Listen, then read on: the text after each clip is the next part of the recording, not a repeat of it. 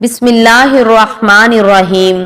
شروع اللہ کے نام سے جو بڑا مہربان نہایت رحم کرنے والا ہے۔ تمام سننے اور دیکھنے والوں کو السلام علیکم۔ عام طور پر دیکھا جاتا ہے کہ سوتیلی ماں کو ماں ہی نہیں سمجھا جاتا۔ اگر بے مجبوری اسے ماں سمجھ بھی لیا گیا ہو تو اس کا ادب و احترام نہیں کیا جاتا، اس کا کہنا نہیں مانا جاتا، ہر بات میں اس کی نافرمانی کی جاتی ہے، دوسروں سے اس کے گلے شکوے کیے جاتے ہیں، اس پر بچے جھوٹے الزام لگاتے جاتے ہیں، اس کی بے عزتی رواں رکھی جاتی ہے اور اس کے خلاف باپ کے کان خوب بھرے جاتے ہیں۔ ادھر سوتیلی مائیں بھی خامد کی پہلی اولاد کو اچھا نہیں سمجھتی اور وہ بھی اس طاق میں رہتی ہیں کہ جیسے بھی ہو سکے اسے ذلیل و رسوا کیا جائے اور اگر بن پڑے تو گھر سے نکال دیا جائے تاکہ وہ تمام حقوق سے محروم ہو جائیں۔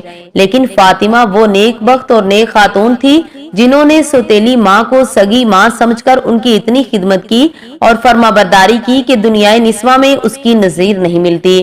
بطول محترم کی حقیقی والدہ تو شیر خوارگی میں ہی جنت کو سدھار گئی تھی، اس کے بعد انہیں سوتیلی ماؤں سے سابقہ پڑا۔ عام طور پر کسی ایک ہی سوتیلی ماں سے بن نہیں آتی، مگر سیدہ فاطمہ رضی اللہ تعالی عنہا کی 2 نہ 4 اکٹھی 10 سوتیلی مائیں تھی جن کی وہ برابر عزت کرتی، حقیقی ماؤں کی طرح ان کے ادب و احترام بجا لاتی، کام کا وہ حکم دیتی، بخندہ بشانی اس کی تعمیل کرتی اور وہ جو کام کہتی اسے ہنسی خوشی سر انجام دیتی۔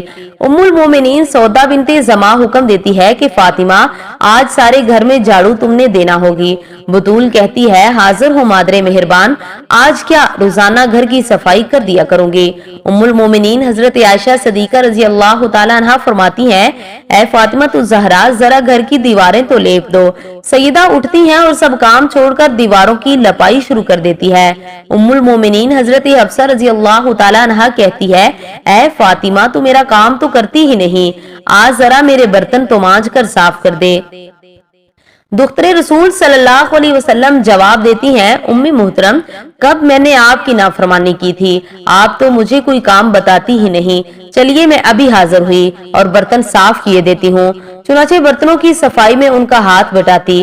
ام المومنین زینب بنت خزیمہ ارشاد فرماتی ہیں فاطمہ میں چند روز کی مہمان ہوں، کبھی کبھی میرا کام کر جایا کرو۔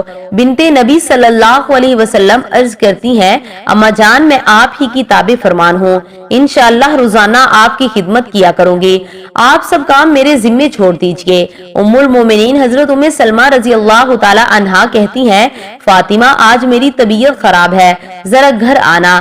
جناب زہرا جاتی ہیں اور رات گئے تک ان کو دباتی ہیں۔ ام المومنین حضرت ام حبیبہ رضی اللہ تعالی عنہا اٹھتی ہیں اور اپنے گھر کی چھت مرمت کرنے لگتی ہیں۔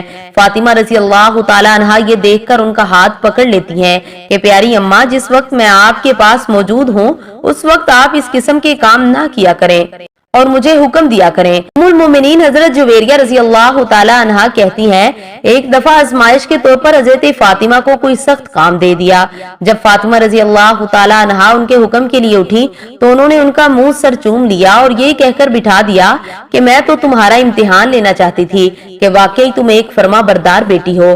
ام المومنین صفیہ رضی اللہ تعالی عنہا کہتی ہیں جب بھی موقع ملتا فاطمہ الزہرا رضی اللہ تعالی عنہا میرے ہاتھ اور پاؤں دبایا کرتی اور میرا کام کرنے میں خوشی محسوس کرتی۔ ام المومنین حضرت میمونہ رضی اللہ تعالی عنہا نے ایک مرتبہ بی بی فاطمہ سے فرمایا بیٹی جس قدر تم میری خدمت کرتی ہو اس سے زیادہ اپنے ابا جان کی خدمت کیا کرو۔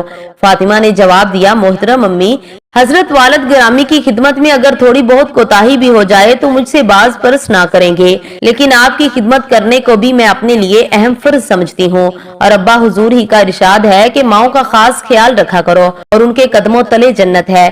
یہی وجہ تھی کہ امہات المومنین بھی حضرت فاطمہ الزہرا کو حقیقی بیٹی کی طرح سمجھتی اور ان سے اپنی اولاد کی طرح محبت کرتی، بلکہ دوسروں کے سامنے ان کے فضائل و خصائل بیان کرتی اور ان سے شفقت بھی کرتی اور ان کا احترام بھی بجا لاتی۔ امید کرتی ہوں کہ آپ کو ویڈیو اچھی لگی ہوگی، ویڈیو کو لائک اور شیئر ضرور کیجیے گا۔